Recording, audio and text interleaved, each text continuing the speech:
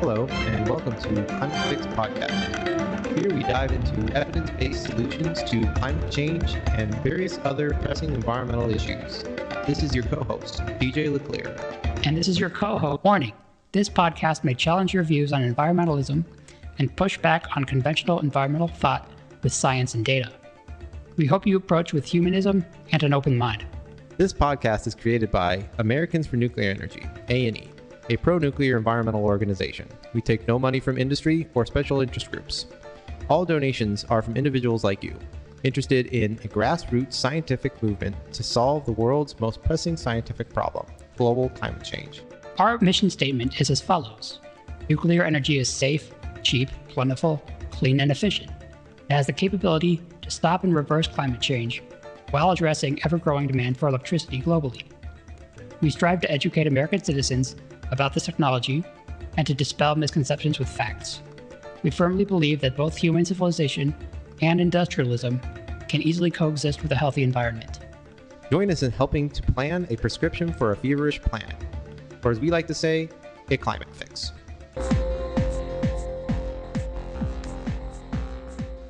In this episode of Climate Fix, we are talking about carbon-neutral fuels made using nuclear reaction heat and energy, and how nuclear technology can be used to make rocket engines of the future, thus making space more accessible for exploration. One of the ways in which we can decarbonize the transportation sector, besides electric vehicles, is to make fuels directly from atmospheric CO2 from previous combustion. Essentially, such a process would recycle carbon into hydrocarbon fuel, allowing us to use our existing infrastructure of petrol cars, trucks, trains, ships, and planes without adding extra carbon to the atmosphere.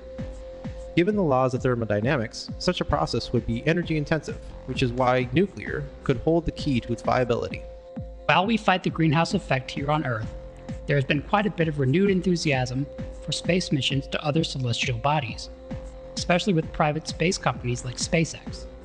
However, these rockets we use today are slow and require huge amounts of chemical fuels. Again, the incredible power of the atom might allow us to turbocharge rocket engines in order to reach destinations more quickly and with more payload.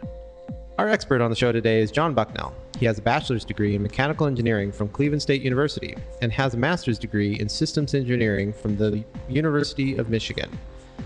John led advanced engineering teams at Chrysler and General Motors. After this, he was hired as a senior propulsion engineer for SpaceX, working on Raptor rocket engines.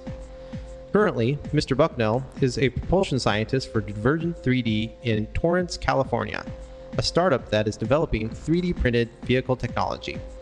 He has technical works published on the subject of high efficiency, low operational cost internal combustion engines, economic carbon neutral synthetic fuel processes, and high performance air breathing nuclear rockets. He has 12 US patents to his name. Wow, that is quite the track record. I'm looking forward to having a fantastic discussion with such a knowledgeable individual. But first, let's go over some recent news in the nuclear power and nuclear science sector.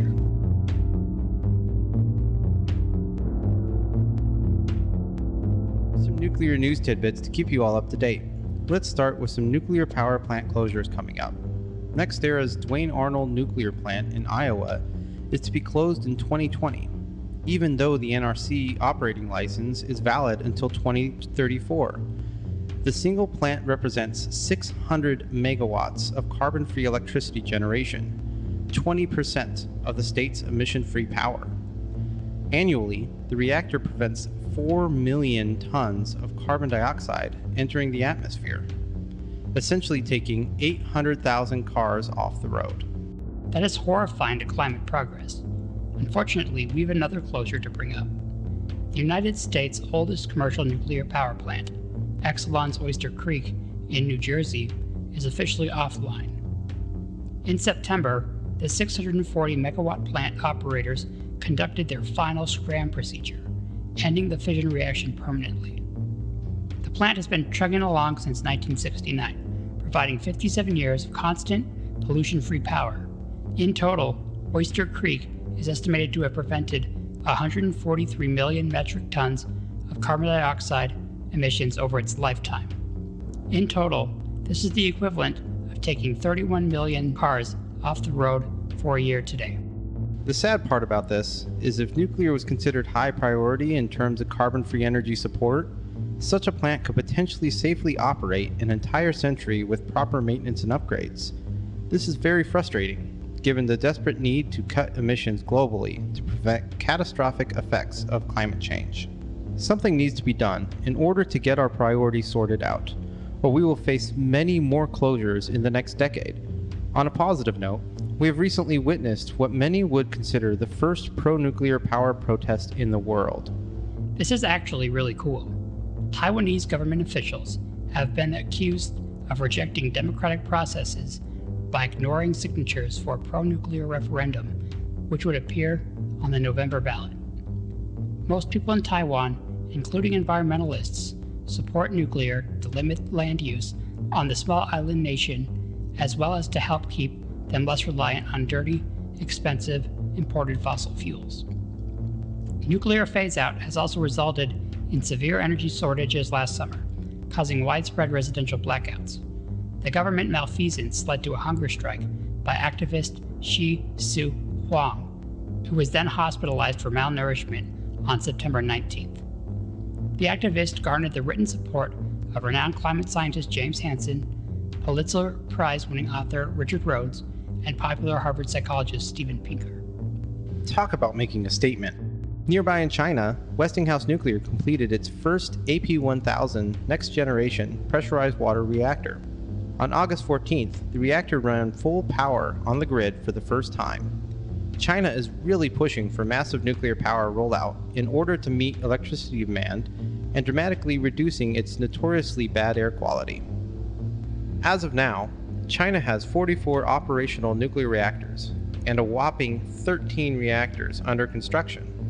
This is a very important step for Westinghouse, as they have been plagued with financial overruns.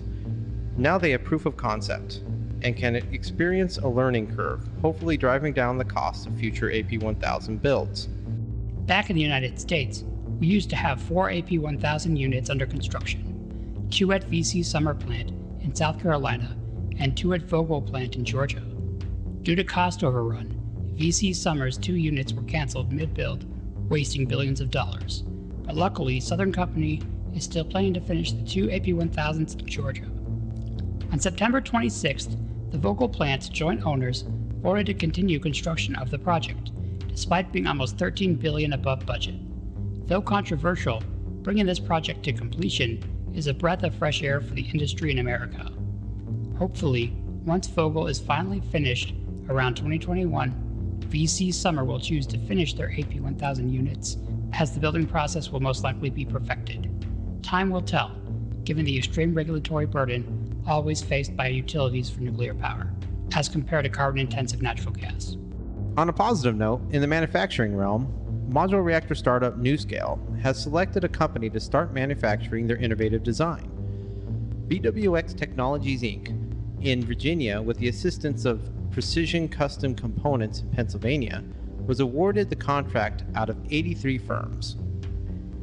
A Utah utility has signed up for testing and deployment of 12 60-megawatt electric NuScale modules, which will be constructed on the grounds of Idaho National Laboratory, scheduled to come online as soon as the mid-2020s. This is very exciting, and NuScale is finally crossing the regulatory finish line after more than a decade of bureaucratic red tape. The rubber is finally hitting the road. I am so excited about this. To me, NuScale is like the SpaceX of nuclear power. When it comes to nuclear startups, some will inevitably fail to get off the ground. This is exactly what has happened to Massachusetts-based firm Transatomic.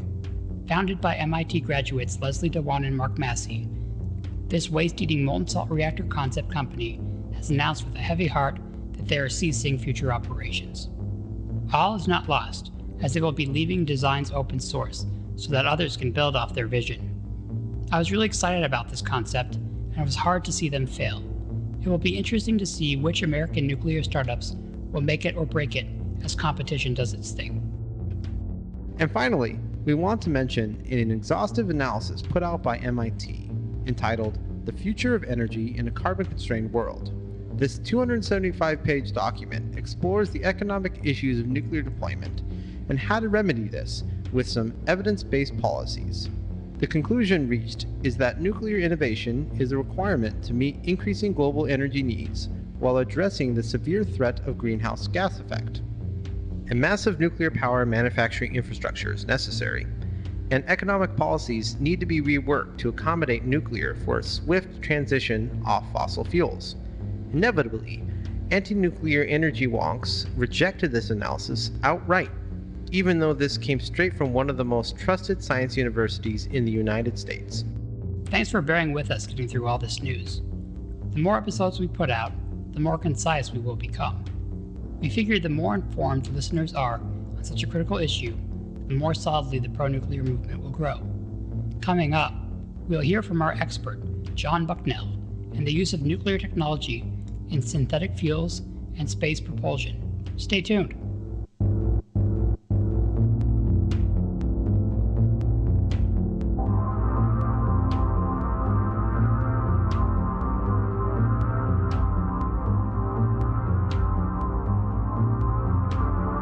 All right, joining us is engineer and overall futurist junkie, John Bucknell. John, thanks for talking with us.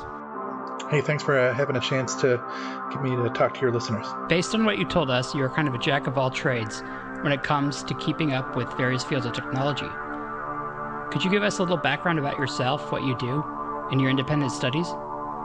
Yeah, for about 25 years. I did not know what field of research I was going to get into when I started this journey. I did find I was interested in transportation, and I ended up in automotive engineering early in my career, and I spent about 15 years there, but I had a feeling I wanted to do aerospace a bit more, and I had a chance to join SpaceX about 8 years ago and worked on rocket engines while I was there.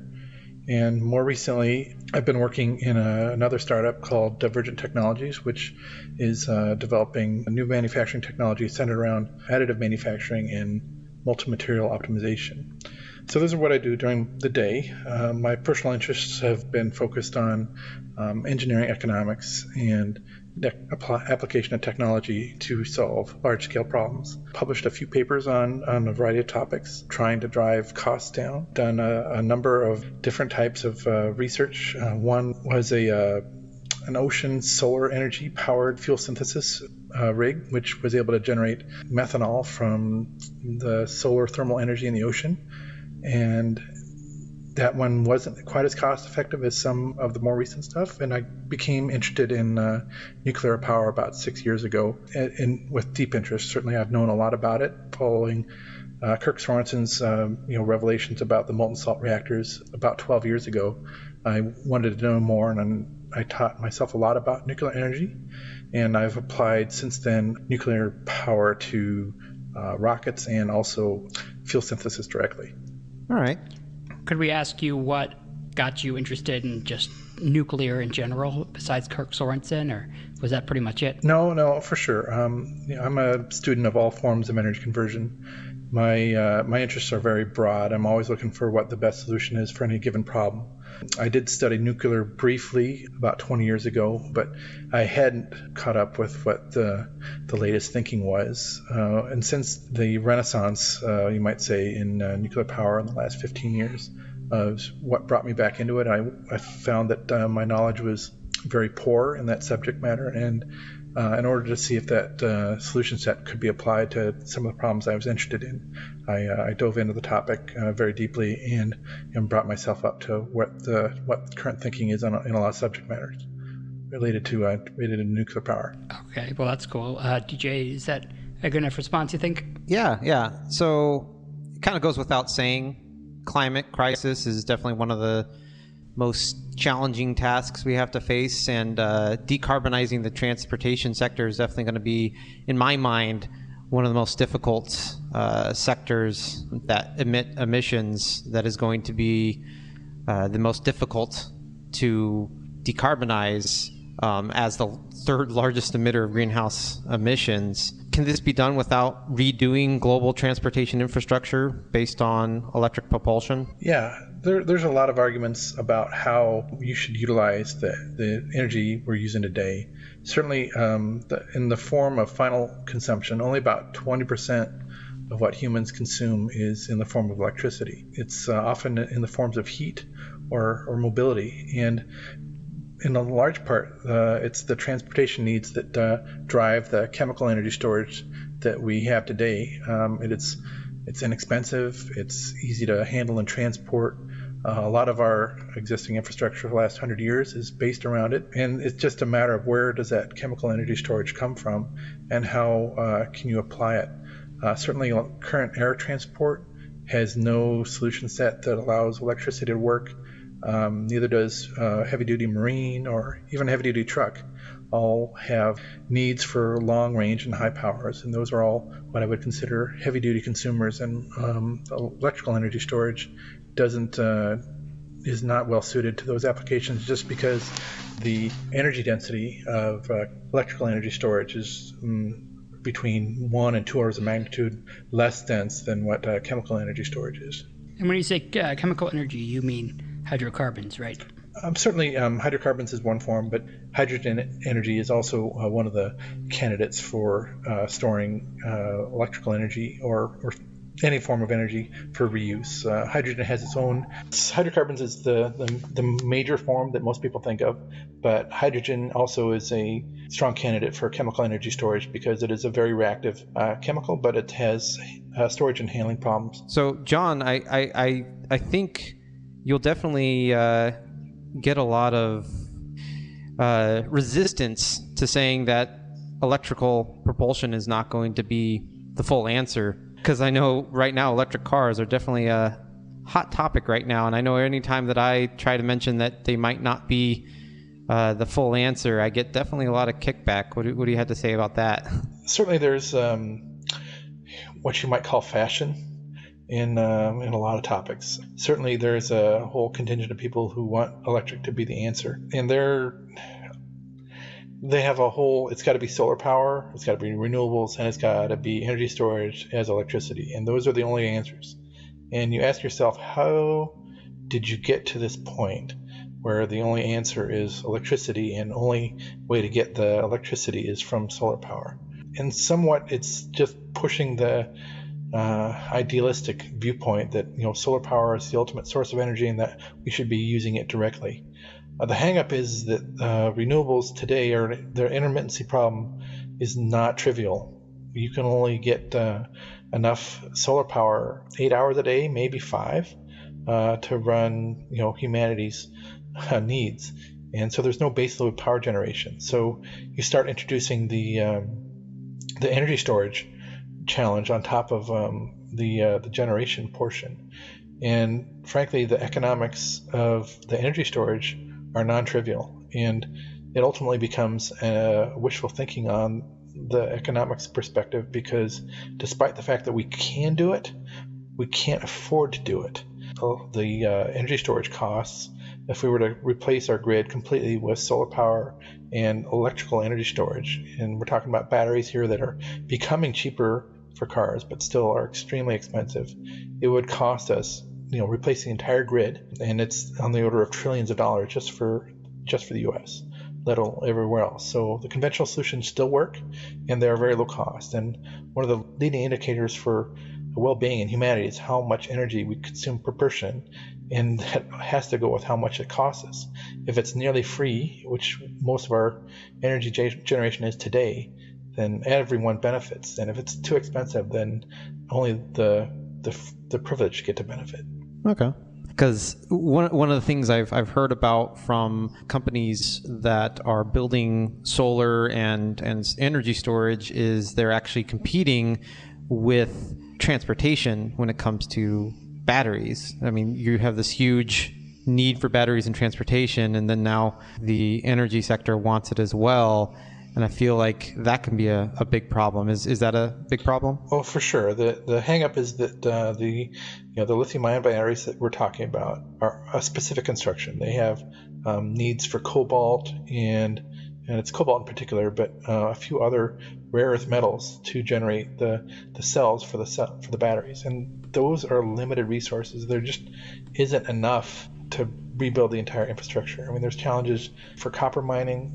There's challenges from a lot of perspectives on replacing everything with energy. So yes, it's true that the grid energy storage and the transportation sector are both pulling on a very small generation market, right? We talk about Elon's gigafactory, but the fact of the matter is it's not very giga, because most energy power generation stations are gigawatts, and there's tens of thousands of them.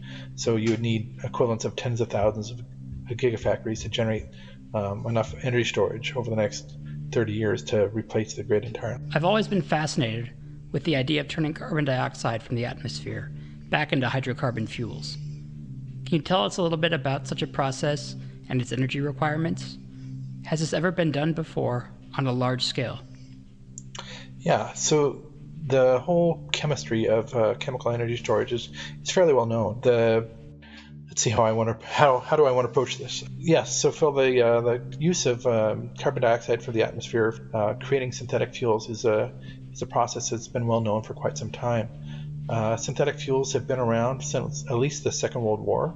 You might not know this, but Germany did not have hydrocarbon reserves when they were fighting the Allies, and they actually mined coal, and by a process called the Sabatier process, were generating all their lubricating oil and aviation fuel from coal. So the chemical basis for creating liquid fuels from source syngas, which is a combination of carbon monoxide, carbon dioxide, and hydrogen, is a well-known process that has been developed over many years. And really, if you have a source of energy, whether it's electricity or heat, you can generate synthetic fuels from feedstocks. And the biggest challenge is getting the adequate supply of hydrogen, and carbon is usually fairly straightforward.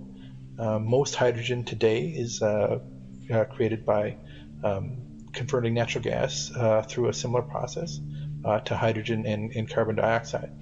Similarly, because the hydrocarbons are what we call fungible, you can turn any hydrocarbon into any other hydrocarbon by a fairly straightforward chemical process. You can also convert any of these source feedstocks into simple hydrocarbons such as methanol and methane, and then you can uprate them from short-chain hydrocarbons to long-chain hydrocarbons. So that chemistry has been well established. There's a Nobel Prize-winning physicist named George Olah who wrote a book about 10 years ago called The Methanol Economy, which describes how you might use recycled carbon dioxide to sustain the chemical energy storage indefinitely.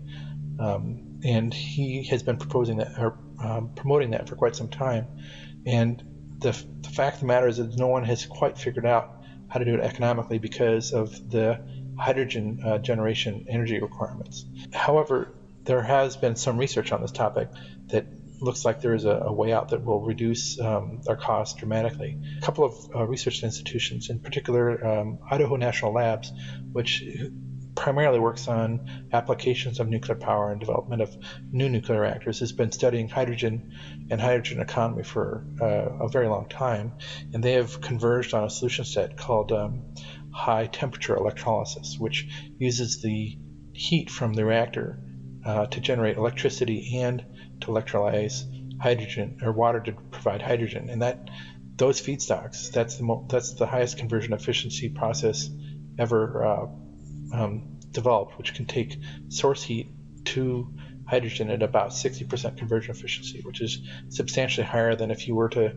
generate power and then go straight to high pressure, high temperature electrolysis, which is only 75% efficient of the electricity generated. So those processes can be as low as 20 or 30% efficient. So nuclear power and its source heat can generate chemical energy storage in the form of hydrogen and hydrocarbons, fairly straightforward. All right, and you talk about feedstocks, turning one source of hydrocarbons into another and polymerizing hydrocarbons to longer chains. But the idea would be to use CO2 as a feedstock. How easy would that be? So certainly the challenge is extracting the CO2 from where it is today, which is stored in the atmosphere as a relatively low concentration feedstock, or conversely, you can extract it from ocean water. Ocean water is certainly 1,000 times as dense, and I'm going to back up because it's not just ocean water. But to answer your question, Phil, there's several sources of carbon dioxide beyond what combustion engines provide today. So existing energy generation plants have almost pure CO2 going out their stack. That can be recycled, but you can also recycle any CO2 from air or large bodies of water, whether it's seawater or fresh water. Because the seawater is so much more dense, you can extract the seawater the CO2 from seawater fairly straightforward using another electrochemical acidification process that, interestingly enough, was developed by the U.S. Navy because they have similar problems. They're out at sea, they have many nuclear-powered vessels, and they need aviation fuel to power their vehicles. So there are well-established processes for extracting the carbon dioxide from the air and the water to provide them as feedstocks to these. Is that the work that Naval Research Lab is doing in Key West with NRL? So Key West with Heller Willauer as the primary for that research. I've seen that literature before too, but the trick is with this is the energy required to make your own fuel from carbon dioxide in the air or the water is just going to require a lot more energy than the combustion that you get back out of it. Frankly, no. The energy level is about the same. Hydrogen plus oxygen, generates water, and that's a very energetic reaction, right? That's the one that we're going to use for rocket engine development. It's almost a completely reversible process. There's some losses, but the energy you put into it is almost identical. But the challenge is that you're going from one form of energy to another, and usually you have a heat engine on the other end. So that heat engine is converting it to mechanical electrical power, and those are generally between a third and half of the energy are extracted for useful work at the end. Why is the role of nuclear power so important in carbon neutral fuel synthesis? What kind of things can nuclear power do to make this process easier that other technologies cannot? So thanks, DJ. That's actually quite correct. The nuclear power is able to generate very high temperature process heat, which is a cornerstone in chemical synthesis processes because the reaction rates are so much higher as your temperature of your reaction is high. So you can use the process heat much more easily to run these chemical reactions than other sources of energy, such as the electricity from solar power.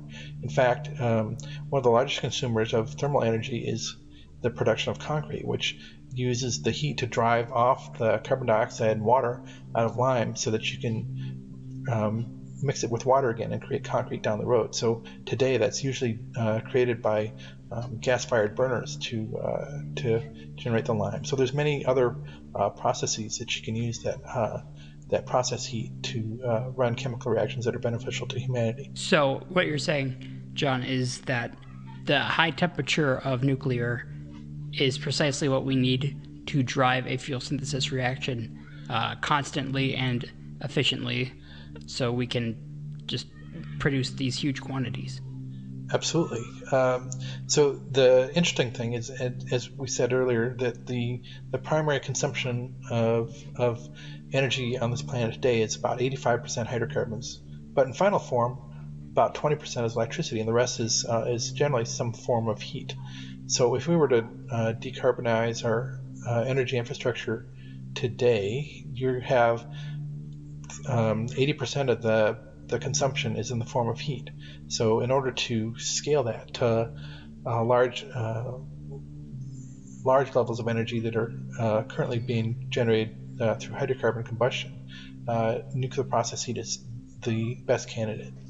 Is it conceivable that next generation high temperature nuclear reactors could be used solely to produce mass quantities of hydrocarbon fuel to meet global demand? What would such an industrial setup look like? That's a great question, Phil. Certainly, many of the reactors that are being designed today are designed for baseload electricity generation.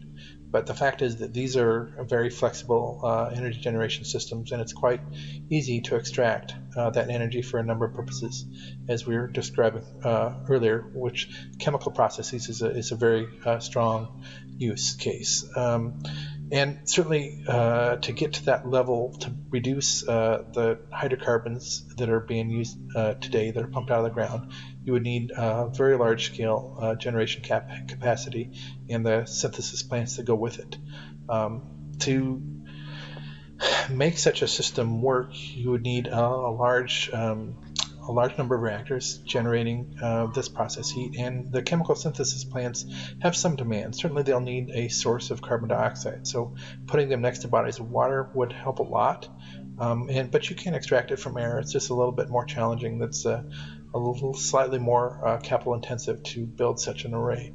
But most of the designs that are being proposed for high temperature electricity generation are all suitable for next generation hydrocarbon production. Cool. So the trick would be to basically make its own factory to produce the heat to drive the reaction, and a place to get a source of hydrogen and a source of carbon. And once you have those things together, then essentially you could have a petroleum factory.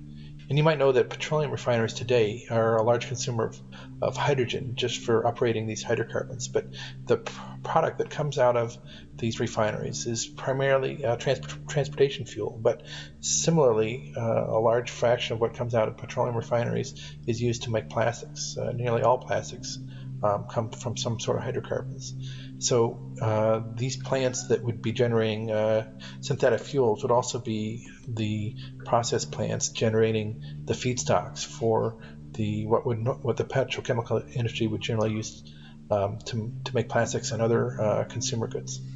So would you imagine that we would have probably like a distributed amount of these reactors, obviously located near a large body of water?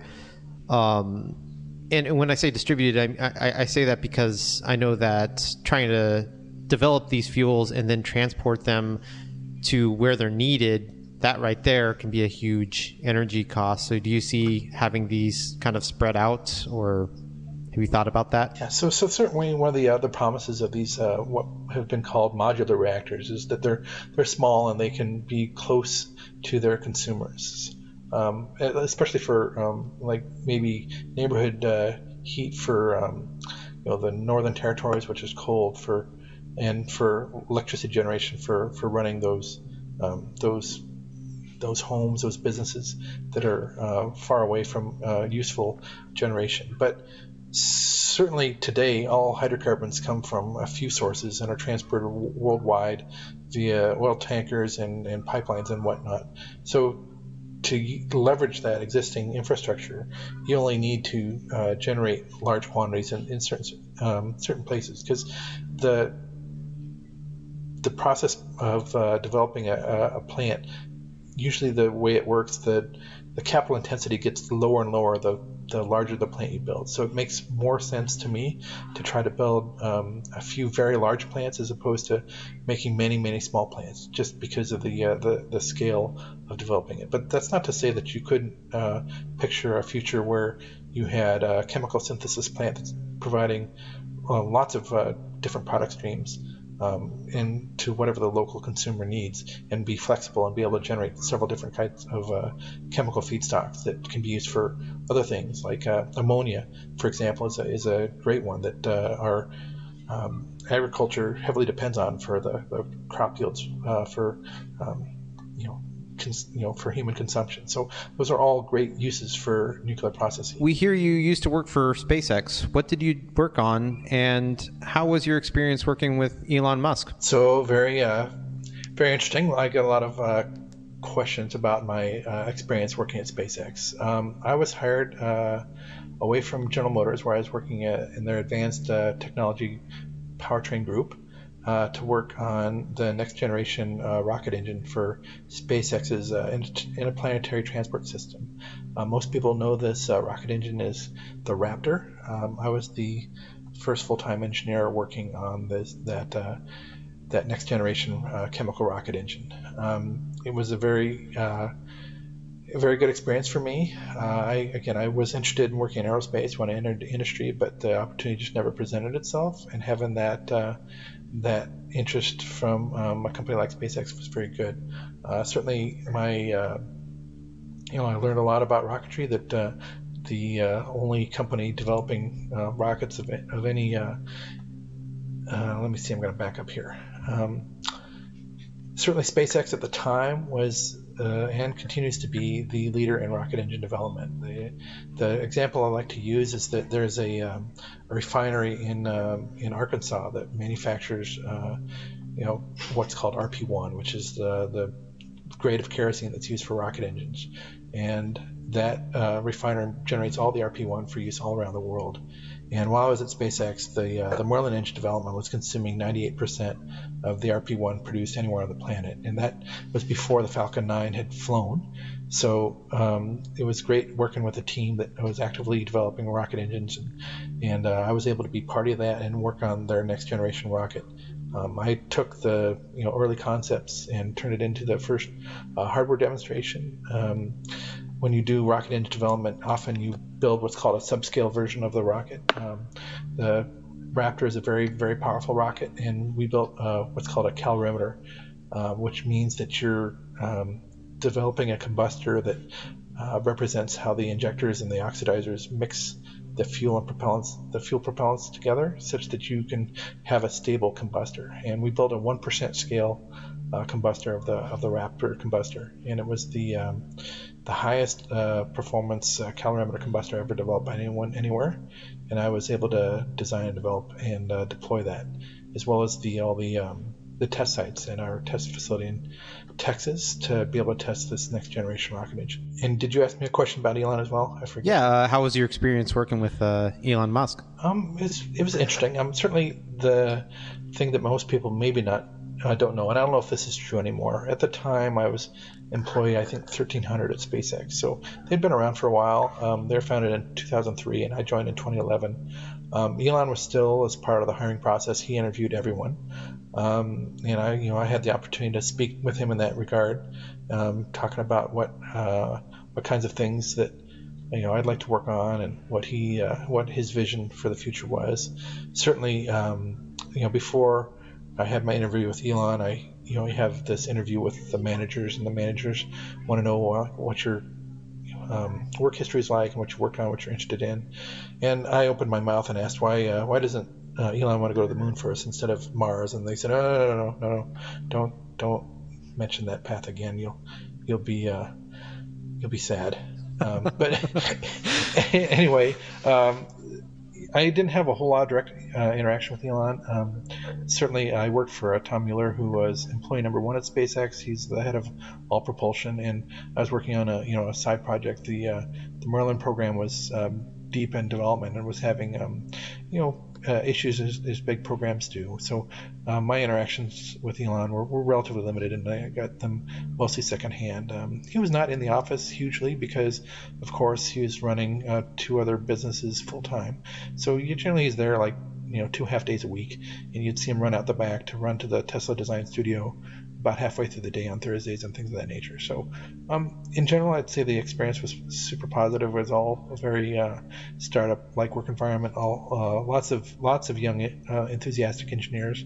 Certainly I was 40 years old when I joined the company, and I'm 6 months older than Elon. So between the two of us, I think we brought the average age of the company up by a year and a half, all by ourselves. One of your big interests is nuclear rocket propulsion. What is a nuclear-powered rocket? How do they work? And why are they desperately needed for manned exploration of our solar system? Well, that's a very interesting question, Phil. I'll see if I can condense rocket science down into a short answer. It's actually pretty straightforward. Rockets, unlike other forms of propulsion, carry everything with them. If you think about it, a rocket engine is just a big heat adder. We call that heat enthalpy in thermodynamics, and what ends up happening is you add more heat to a gas, it gets more energetic and less dense. And rockets work by transfer momentum, right? So you accelerate a fluid, in this case a propellant, out the back of the rocket, and it conversely pushes the rocket forward. The faster you push it, the more oomph you get, and the more of it you push, the more oomph you get. Rocket engines in general, most people are familiar with chemical rockets. The most efficient ones combust hydrogen and oxygen because, as it happens, that's a very energetic reaction, and the propellant, which comes out the back, water, is a relatively low molecular weight. And it's interesting, for a given amount of energy you put in, the lower the molecular weight of the combustion products, the faster it will accelerate, and it's the higher its exhaust velocity. So we talk about specific impulse when we talk about efficiency of rocket engines, and that's a measure we use that describes how many pounds of thrust you get for every pound of fuel that you combust. So an ISP of a high performing hydrolox, which is hydrogen oxygen is propellants, is about 450 seconds. So for every pound of propellant, you get 450 pounds of thrust. So interestingly, that's a very low molecular weight propellant. But nuclear rockets are providing that enthalpy by the fission process directly. So if you find a propellant that's low molecular weight, in this case, hydrogen is a really good candidate, you can accelerate that propellant up to very, very high velocities. And you can get 900 seconds or 1,000 seconds of ISP out of a nuclear rocket that, that's double what a combustion rocket is. So for uses other than the launch case, which nuclear rockets directly don't perform very well, once they're in space, they do very, very well. By doubling your specific impulse, you can cut the time for a trip to Mars by half, or you can take double the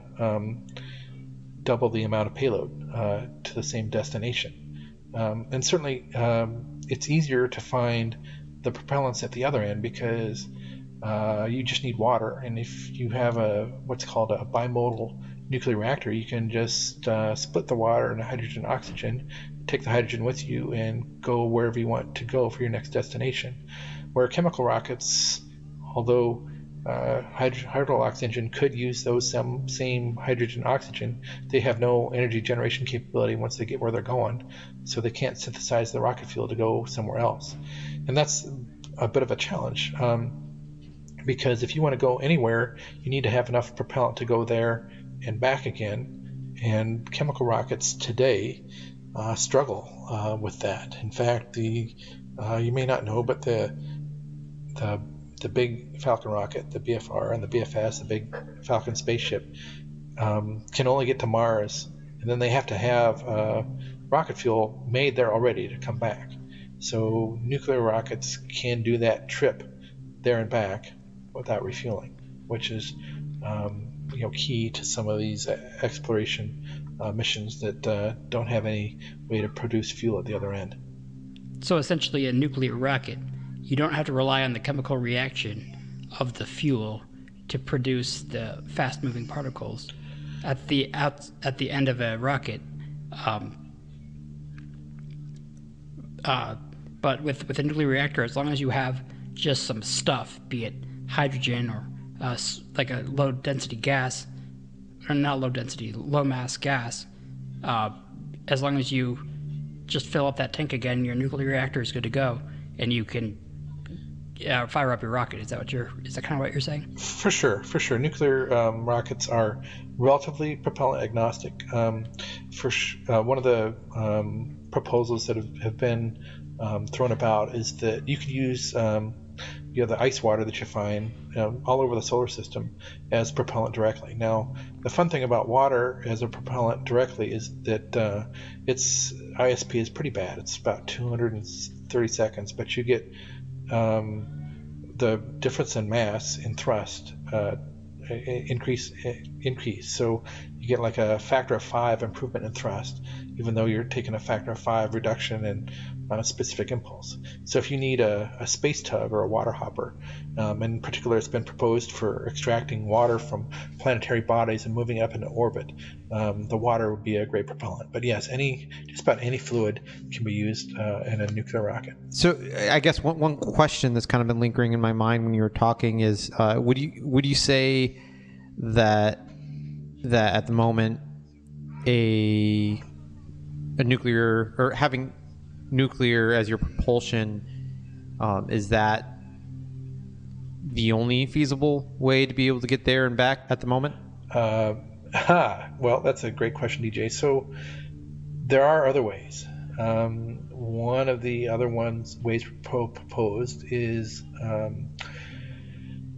what we might call ion type propulsion. There's a guy called Dr. Chang Diaz. He was a former astronaut, and he's behind what's called the Vasimir, which is a variable specific impulse engine, and it is very high specific impulse. It's in the thousands, 2 to 3 thousands, but it's accelerating ions out to very high velocities to provide thrust. And that high specific impulse allows you to, again, go further or have higher payloads. But the fun thing is that it's not very much thrust. It's almost a law of physics that for every increase in specific impulse, you have a proportional decrease in thrust. So these Vasimir engines, which again need a very high power source and probably needs to be a nuclear reactor to power it, would have relatively poor performance for relatively short missions because the thrust is so low it takes them forever to get up to velocity and then forever to slow down again. But that's one option. Another option is some of these what we call solar sails that use photons to react against. Also similar problem, very, very low thrust, very high efficiency, they're not consuming anything.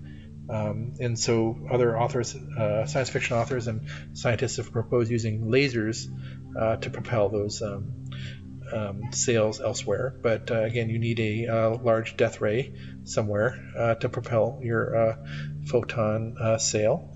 So those are other options, and there's at least one or two others. There's been recent work by Dr. Robert Zubrin, talks about a dipole drive, which uses the magnetic fields of the solar system to move around.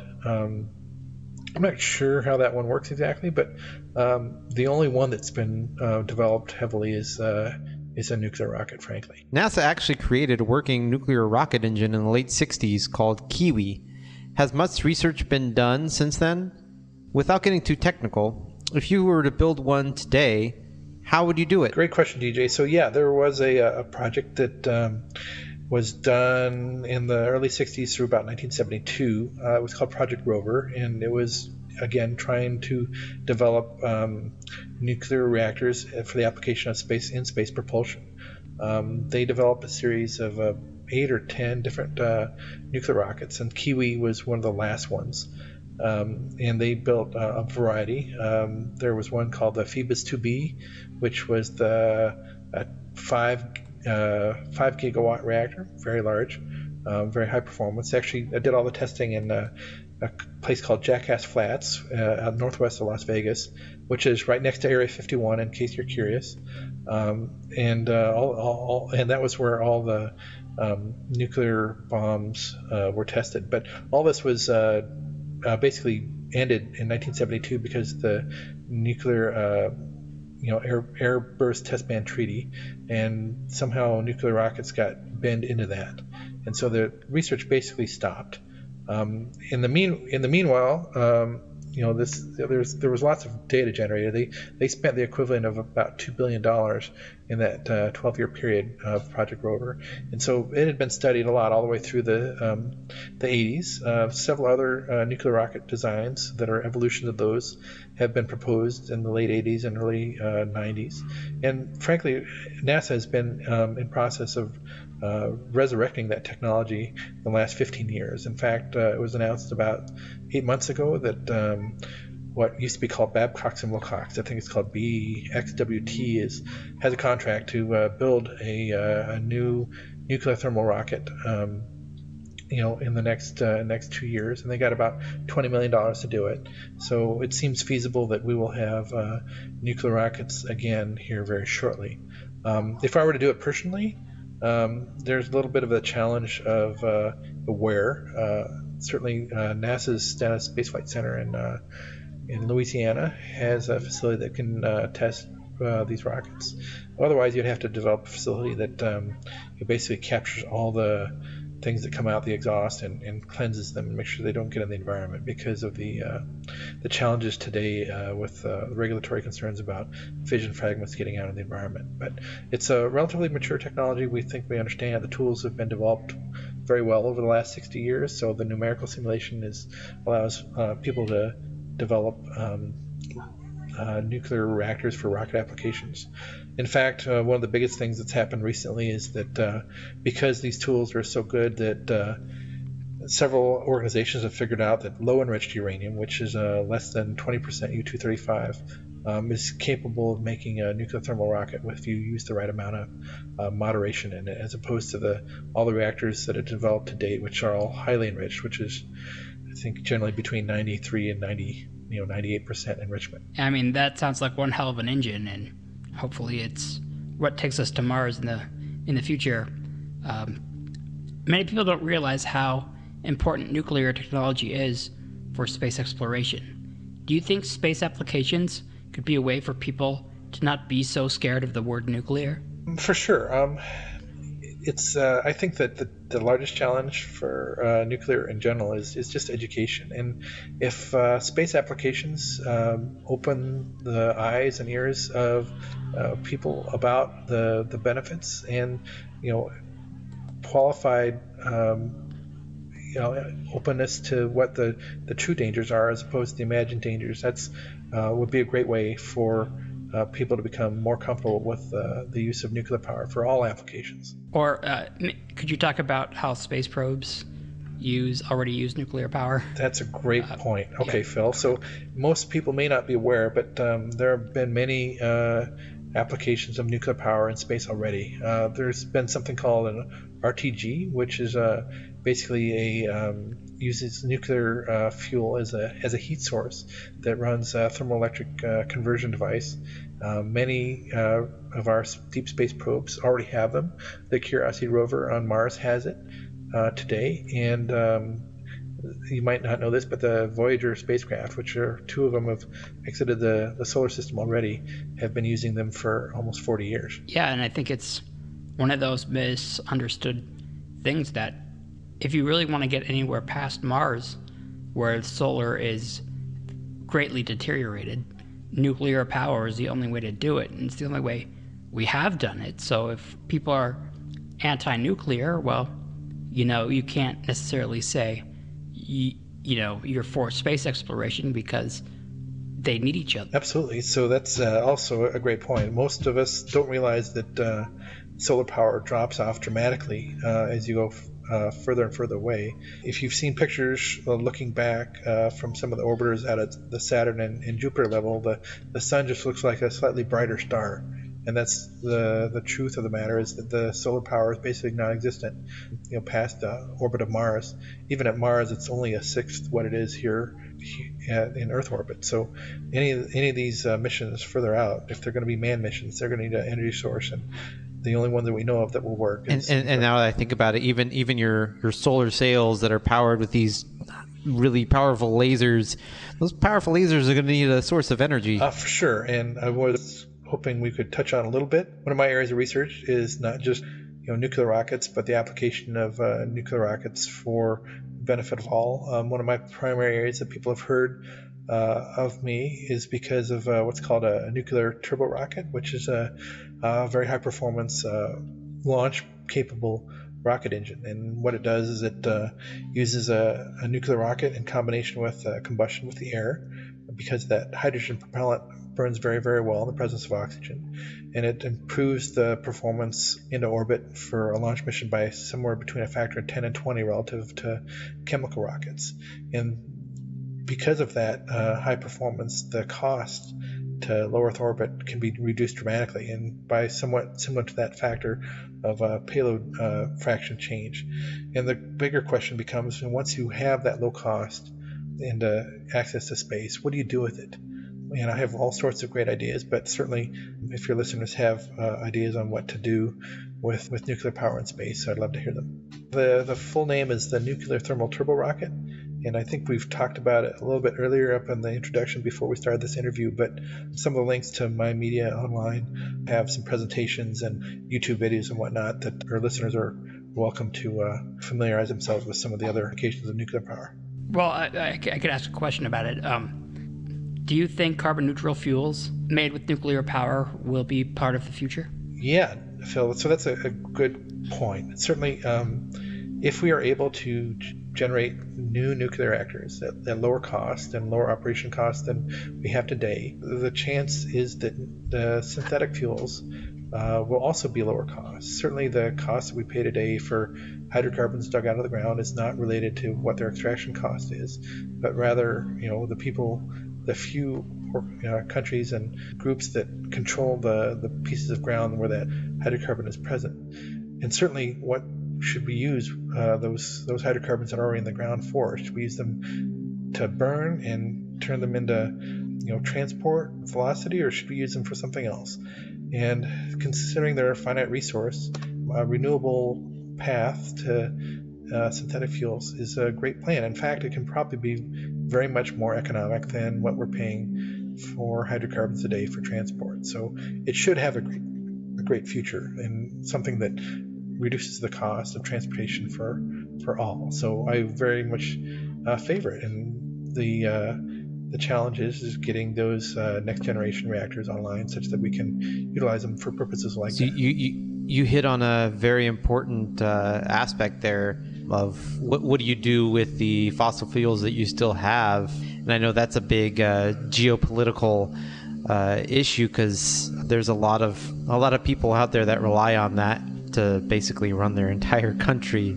They'll definitely like to see their fuels going for a good price and still being used. You talk about the democratization of technology and energy and whatnot. That means that everyone has access to it and for their own purposes. And the way our energy infrastructure is set up today, it's not democratized at all. We have to come to a very few number of players, and you have to pay what they want to charge you. I think it's great for liberty to have that ability to democratize energy, and again, at the lowest cost for all, so that we can utilize it for what we find the best use for it is. And especially to get this climate issue under control. Yeah, for sure. I think if you could get to the point where democratizing the energy, then your whole challenge about how to control the climate almost becomes a secondary issue, because it'll fall out, because the economics will drive everyone away from the way we do business today. Well, thank you for your time, John. We really appreciate it. Yeah, hopefully this is useful for you guys, for your knowledge on where the world can go, and your listeners can benefit from the same kinds of information on how nuclear is beneficial for all. You can learn more about John Bucknell from his profile on LinkedIn. Also, last year he gave a very informative talk at the last Thorium Energy Alliance conference, which you can easily search for on YouTube. Lately, we have been working on putting more media out into the interwebs. For example, we made our first mini-vid to spread on social media. You can find it on our YouTube channel, and we want to do more videos soon. This is also our second podcast with our first interview, of which we are very proud. When it comes to the discussion of nuclear power in the media, more often than not, it appears either negative or non-existent. This is why we have begun to compile a database of pro-nuclear media articles, which can be viewed on A&E's public drive on our website under the Resources page. You can support us and our mission online at www.americansfornuclearenergy.org.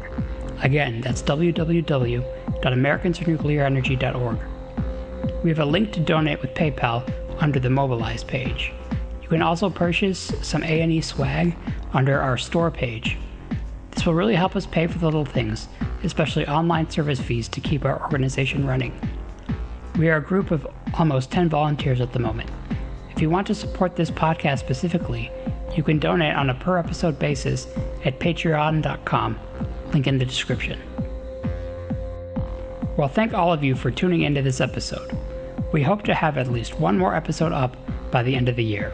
This is Phil Ord of A&E's Climate Fix podcast. We'll see you next time.